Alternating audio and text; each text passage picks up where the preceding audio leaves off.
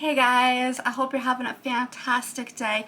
Thank you so much for joining me. Today is Monday, February 22nd. As you all know, there's just been a lot of stressful things going on. So I was just doing some stuff in my bullet journal and listening to a book before, and I came across this quote, and it just brought me so much peace and comfort when I read it that I had to rewrite it out. And then I was like, well, hey, if it's bringing me comfort, maybe I should actually share it on my vlog since I'm going to be doing a vlog anyways, and maybe it can encourage somebody else. I mean, who knows, right? So I want to start off with that, and then we'll jump into the other stuff. So, the Lord hurts with you. He wants to shelter you and to be your sturdy refuge, where you can be real, be raw, be held, just be. I believe that is a quote from the Diamonds Conference. I do not have written down where I got it from. I'm not sure if I have it in my other notebook because this is my bullet journal, and this is kind of like my cover page for the month.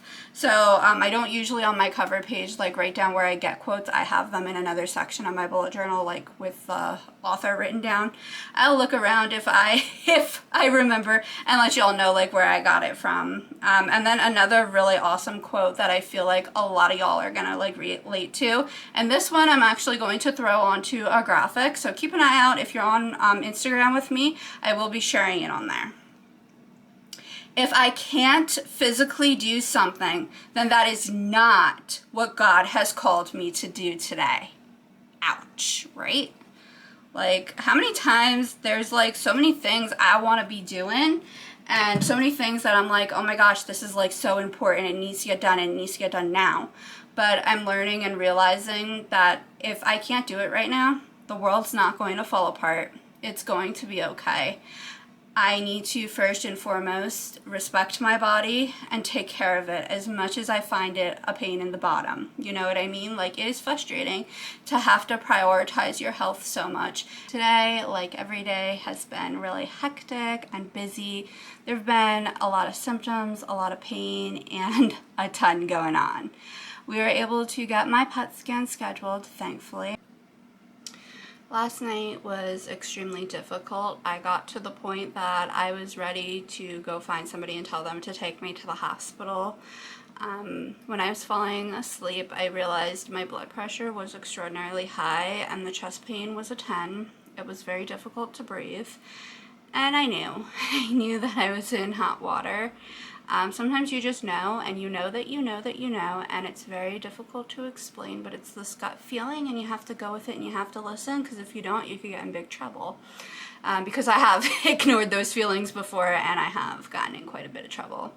I have been there before where I came pretty close to having a heart attack. I am at an extraordinarily high risk for heart attack, for stroke, and just for cardiac events at the moment due to my high blood pressure.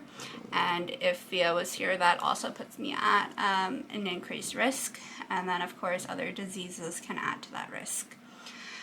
So I just ended up trying to hang tight, I guess you could say, and breathe, obviously, and get my body to relax as much as I could.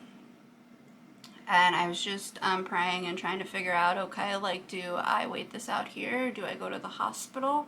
Because even with chest pain, you can risk, obviously, getting put with COVID patients, and I can't risk it, you know what I mean? So many things run through your mind when you're in this position, and it is very difficult to make the proper call. I was so relieved and thankful that I was able to fall asleep because I did see my cardiologist today. We do have a plan, but it's very scary to, you know, go through stuff like that. I've been there before, and I knew if I started having palpitations that I was going to go into like arrhythmia and stuff like that. I could just feel it. It just this intense pressure in my chest and in my shoulders, and it's similar to when my heart enzymes were high and they thought that my body was preparing to have a heart attack last May. So I do know, though, unfortunately, the position I'm in, my body's not responding very well to medications, which is very common for Theos, that they don't respond to what you would normally do for high blood pressure. So I knew if I had to go during the night, I'm playing with fire. I likely will get a physician who doesn't know anything about me or Theo, and that can be extraordinarily dangerous as well. So it's just so many things that you have to weigh, unfortunately, and think through. You can't just act. I do think I made the right decision. I was able to obviously be okay and wait it out at home. I do feel better that we have a little bit more of a plan, and I'll get to that in a moment. Today was an extremely busy day. It just happened that way. I keep saying I'm not going to do that, but stuff happens. And sometimes you have to have a bunch of appointments scheduled, even though it's a lot on your body and you're probably going to pay for it for a couple of weeks. It is what it is. So, this morning we were able to, thankfully, with my mom's help, schedule my PET scan because I was just going to do everything on my own, but I got way too sick and I was stuck on the couch, and speaking and just doing anything just wasn't going to happen for a few more hours. I was so wiped out. So she ended up having to basically do it for me, and I helped out with whatever I needed to, and we got it set up for in 2 weeks from now, so it's not terribly far out, which is awesome, but it also gives me time kind of to recover from Remicade. So that is next week, Remicade, already, which is kind of crazy. And I'm getting so tired, sorry guys. And then I did see my talk therapist today. I feel like, and I don't think there's much anybody can do. Sometimes, like I've said, it's extraordinarily helpful. Other times I'm just frustrated, and other times it's not helpful. But I do think it doesn't feel helpful, I would say, in the moment. But I do think overall my mental health is doing better. It is more stable. Whether that be, because of therapy or not, I really can't say. I do highly believe in therapy. I do have a psychology degree, which I believe I've mentioned before, so my brain is kind of, wired that way, which can also be a problem because I kind of overanalyze all my own emotions, which, can be a pain in the butt, but it happens. I feel like, though, that so much happens from one session to the next session that I am just speeding through stuff to just catch her up so that she's up to speed, so that anything I share makes sense with her. But I'm finding once I catch her up, we're out of time. So there's just, like I said, so much going on. I don't blame her. There's obviously nothing she can do about that. It was helpful, though, today. We're not working towards really anything specific. We're just working through my anxiety and everything just going on. She does believe, though, overall that I'm handling it really well with my mental health. I do feel like I'm doing better than I was when the Theo attacks first came on, and better than I have been in a while. But it comes and goes, the mental health aspect for me. Some days I'm really great, I feel like me. Other days I feel pretty numb and not sure what I feel.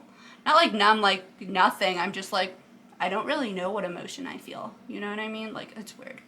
And then other times I just feel like I'm a puddle of tears. So it's just still all over, but I think between the hormones and everything going on, that's honestly to be expected. So and then I was supposed to see my primary care physician, except for somebody scheduled me today, and my doctor doesn't come back from vacation until tomorrow. So you can see what the problem was there. Therefore, I did not see my primary care physician. I was able to reschedule, though, for tomorrow afternoon, so I'm super pleased with that. Mistakes happen. I'm not super worried about it because, like I said, I was seeing cardiology anyway, so at least I was seeing one of my physicians who was going to be able to help a little bit. I would have ideally liked to see her. There's a lot going on that I do need to speak with her about. I don't know if there's an infection, guys, going on or what's going on. Anytime, and I mean anytime I'm in the bathroom, I am having excruciating kidney pain, up in the flank area and then in the front. So a little bit weird. I don't really necessarily know what's going on. I'm not really certain. I'm not sold that it's an infection, but I'm sold that something funky's up. I don't necessarily think it's related to everything else going on. I think actually it's something kind of separate. It's just, sometimes which we just got through that. So, I also have really, really terrible urgency, but I'm not going very much. So we'll have to see what her take is on that. If she wants me to come in to do, culture, we will, and see what else she thinks I ought to be doing at this point. So I'll let you guys know tomorrow what she says. I'm so tired, guys. Oh my goodness, but I want to finish updating you guys, so let's try, right? Let me grab some water. Okay. So, I had one other appointment, like I said, with my cardiologist. Everybody is like still kind of just completely freaked out, and like, I don't know, it just feels like, I guess, a Twilight Zone almost for them. It feels surreal, like, how are we even here? Why are we here? Type of a thing. I am dealing with a lot of doctors who are extraordinarily frustrated at this point. And they're frustrated, they're confused, they're not sure completely which way to go. They can't believe how sick I've become, because anybody else that they've had a tumor removed on their adrenal gland, they bounce back very quickly. They felt so much drastically better after surgery. After surgery, I didn't feel good, but I didn't expect to feel good. And then, time went on, the pain persisted, stuff persisted, then stuff got a little bit better. For a couple of weeks, there was, I was walking slightly better. The pain levels were down a little bit. I was taking less medication. Some of those nice, small things. But you had to be intentional on looking for the improvements, because they were not easy to see by any means, because I was still so, so sick. Especially with my mast cell, which you all know. Sorry, getting tongue-tied. So, and then obviously things got much worse around the holidays, and then after that I just kept getting sicker and sicker and sicker. So, obviously nobody expected for me to get this sick, but here we are, and obviously we need to just figure out what to do, which is the conversation we had today. And I just told him at the end of the day, please just don't leave me alone. Please don't recuse yourself, because it's complex. I need you on my case. I understand it's hard, and he already told me we might have to reach out to other physicians. That is totally fine. You can reach out to whoever you so please, but please do not just tell me I need to go find another cardiologist or another whatever. Like, I need everybody on my team to kind of hunker down and don't make me look for new doctors at this point. And that does not come from anything that my team has indicated whatsoever. Just so everybody's aware, I do have some anxiety from just awful physicians in general. So that is definitely a thing. We're not sure if I have medical PTSD. I wouldn't be shocked if I did, to be honest with you. Or like, maybe not PTSD, but maybe like medical anxiety or something. And not like white coat syndrome. No, I'm talking like, because I've had physicians borderline like abusive, almost like verbally abusive to me. Okay, probably not borderline. They were verbally abusive. I'm just too nice to say it.